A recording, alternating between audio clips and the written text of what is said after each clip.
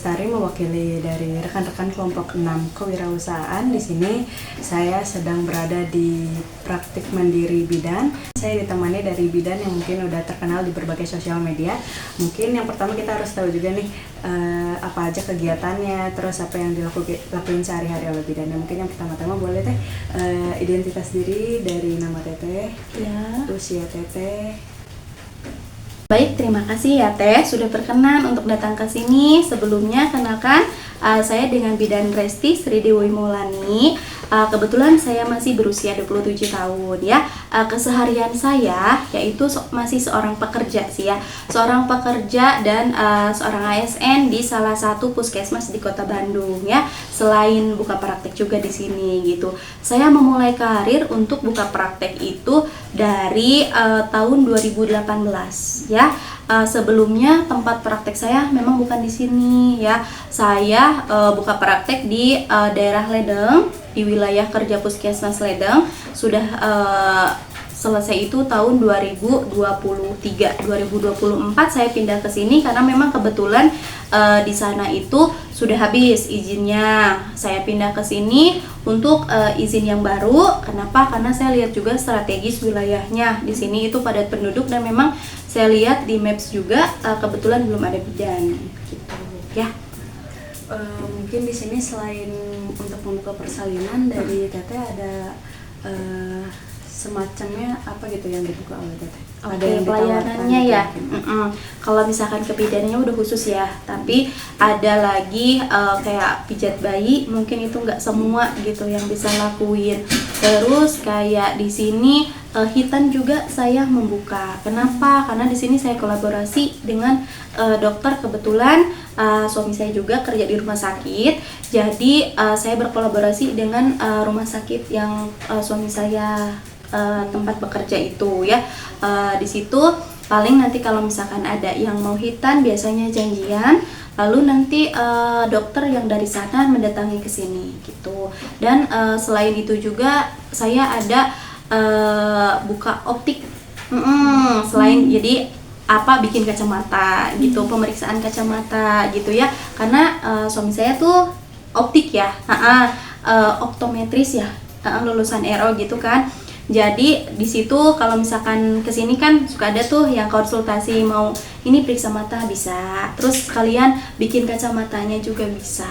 Ya apa aja yang bisa dilakuin kan? Teteh mungkin boleh ceritain gitu kenapa Teteh bisa mau membuka PMB ini? Kenapa ya? Karena saya itu seseorang yang gak bisa diem sebenarnya ya.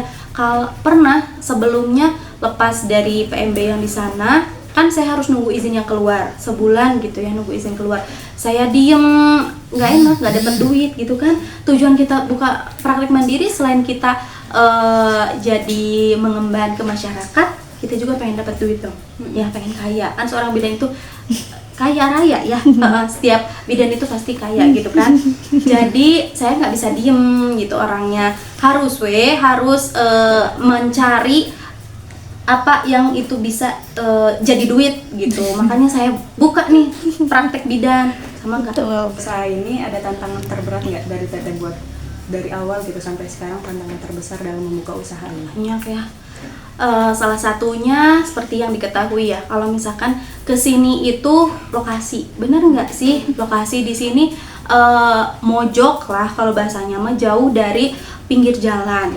Dan orang-orang pasti mencari kesini itu kemana ya, kadang di Maps aja itu keliru gitu. Tapi ya saya mencoba untuk pasangin tuh di map, terus saya pasarin juga di medsos gitu ya. Gimana caranya biar orang itu jadi tahu nih kalau di sini tuh ada bidan. Selain itu juga selain di medsos saya sama warga gitu atau sama kader.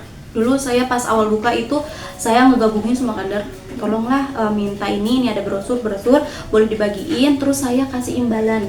Kalau semisal si kader itu membawa pasien, misal bawa pasien lahiran nih ke saya kasih imbalan nih buat kadernya karena dia mau menemaninya ke sini gitu ya. Selain itu juga saya meminta kepada pasien yang telah datang ke sini untuk kalau misalkan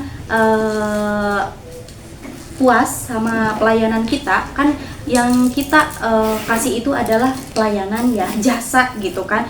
Jadi gimana caranya si pasien itu puas? Tolong nanti pas setelah pulang minta ulasannya di Google karena itu penting sekali.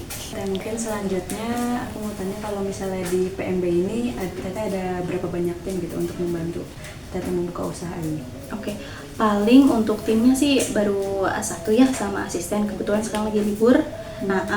Jadi itu sih yang membantunya. Sama sih masih profesi Jadi bidang. berdua aja ya? Ya, berdua. Untuk yang selanjutnya, bagaimana dari Teteh bisa memastikan gitu kenyamanan dari pasien ataupun kenyamanan bayinya gitu pada saat pelayanan di dalam usaha ini? Baik, untuk menjadi seseorang nyaman ya, baik itu pada ibunya atau bayinya mungkin, saya selalu memberikan edukasi ya, karena tidak di semua bidan edukasi itu diberikan. Kadang ada bidan itu pada saat datang si pasien datang dengan keluhan itu lalu periksa lalu dikasih obat ya. Oke, kalau saya tidak, kalau saya memberikannya itu sekaligus dengan edukasi. Saya kasih konseling, edukasi sampai si orang itu ngerti ya, sampai dia itu paham, oh seperti ini ya, saya baru tahu, kadang seperti itu ya. Nah, dari keedukasi itu seseorang itu menjadi percaya sama kita ya, dan dia pasti mau balik lagi kepada kita gitu ya. Jadi ada pasien juga yang kalau sehabis lahiran saya tidak pernah diamin pasien itu, saya pasti ajak ngobrol apapun itu, sampai si pasien itu menjadikan saya itu kayak sahabatnya sendiri. Makanya kenapa saya itu julukannya sahabat bidan, karena saya pengen membangun semua perempuan itu menjadikan bidan itu sebagai sahabat, dimana yang namanya kalau misalkan seorang sahabat itu kita leluasa bercerita ya, terus kita leluasa juga kayak mau ngobrol, mau nyerita itu nggak pernah kayak aduh canggung ya sama bidan kan, aduh bu gimana gitu ya. Tapi kalau sama sahabat sendiri kan beda ya, jadi ada interaksinya tuh enak gitu loh ya, itu sih. Oke, mungkin yang selanjutnya ini maaf ya Teh ya, mungkin mau nanya beberapa. Kalau Teteh dalam usaha membuka usaha ini, modal pertama Teteh itu apa Teh? Oke, modal pertama kalau untuk di sini sih karena kebetulan saya itu masih kontrak ya. Jadi ya per tahun kontrakan saya ada sekitar di angka 20-an. Lalu untuk peralatannya kalau kayak lemari itu saya memang membeli ya di toko-toko mebel kayak gitu. Kalau misalkan bed-bednya kebetulan suami saya yang bikin sendiri. Nanti kalau misalkan pengen lihat udah sesuai standar apa belum nih bednya, nanti bolehlah kita sambil lihat-lihat gitu ya. Oke, untuk selanjutnya menurut Teteh usaha ini membawa dampak apa gitu buat di lingkungan Teteh atau di komunitas sekitar perumahan ini gitu Teh? Oke, selain itu juga di sini itu saya bisa membantu ya para kader gitu kan. Kadang yang namanya kader juga nggak semuanya tahu kalau di wilayah itu ada ibu hamil yang baru. Nah, kadang si ibu hamil juga dia itu tidak langsung ke kader karena tidak mengetahui tugas pokoknya kader itu apa. Justru kan kalau misalkan ada ibu hamil, ibu kader juga harus mengetahui supaya di sana si ibu kader itu bisa memantau nih, oh ya warga saya ada yang hamil. Nah, kalau misalkan tidak ke ibu kader kan pasti ke bidan ya larinya. Nah, dari situ saya juga bisa membantu ibu kader nih, saya punya data ibu hamil. Terus saya juga kan di bawah puskesmas setempat. Kalau di sini itu di bawah puskesmas Sukajadi. Saya juga bisa membantu tuh tentang pelayanan kesehatan. Nanti juga kan dilaporkan tuh ke puskesmas setempat yang di bawah naungan saya gitu. Mungkin yang selanjutnya Teteh ada rencana mau buka cabang atau buka tempat baru gitu selain di sini gitu? Oke, memang rencana mah ada ya. Pastilah kita juga memimpikan gitu ya, pengen punya usaha yang lebih besar, yang banyak gitu. Saya berencana memang sebelum ke rumah sakit saya membuka klinik dulu gitu. Kebetulan saya kalau tempat sudah ada, itu ada di Sumedang ya, di kabupaten. Ya tinggal mengumpulkan dulu ya modalnya gitu kan. Karena yang namanya buka klinik tidak sama kayak buka praktek bidan nih. Kalau praktek bidan ya kita segini aja juga udah cukup, udah sesuai dengan standar. Tapi kalau klinik beda, dan memang kalau klinik itu harus ada yang kerjanya tuh kayak dokter gitu. Kalau nggak ada ya nggak bisa gitu.